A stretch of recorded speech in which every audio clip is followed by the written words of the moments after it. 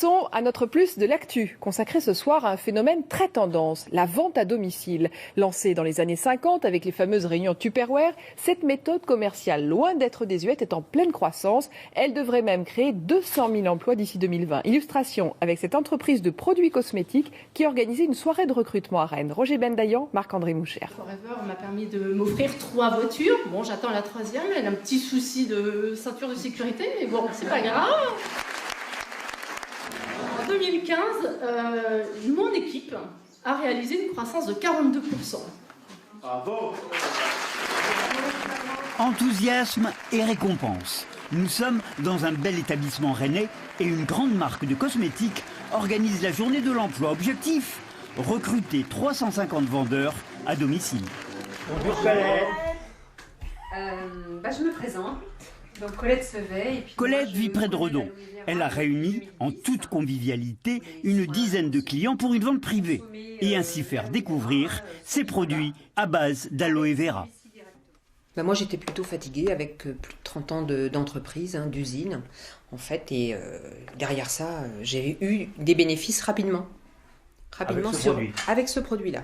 Sur mon tonus, ma fatigue, mes articulations, mon ORL.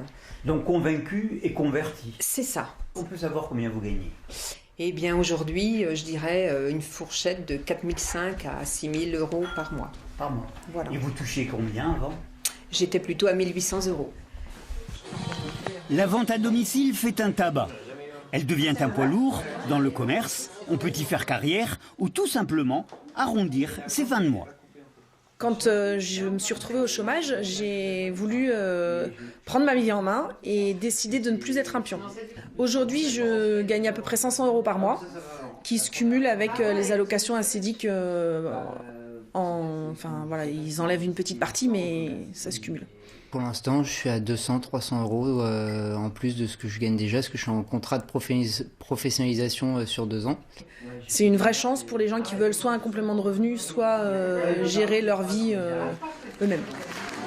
Dans un contexte économique difficile, où il n'est pas évident de trouver un emploi, la vente à domicile a représenté plus de 4 milliards de chiffre d'affaires en 2015.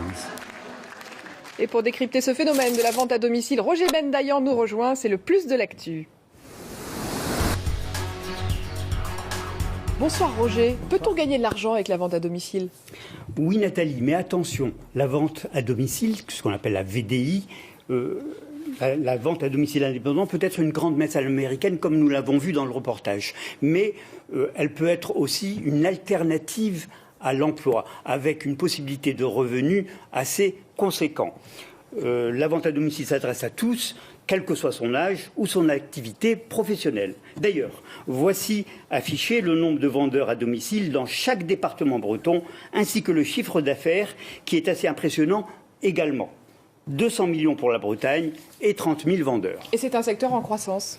Dans le contexte économique actuel, il n'est pas évident de retrouver un emploi facilement ou encore de négocier aussi facilement un salaire.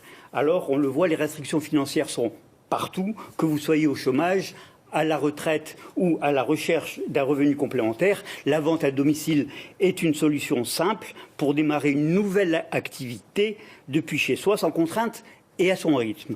Il suffit d'avoir un bon réseau relationnel, mais c'est du travail. Merci beaucoup pour tous ces éléments.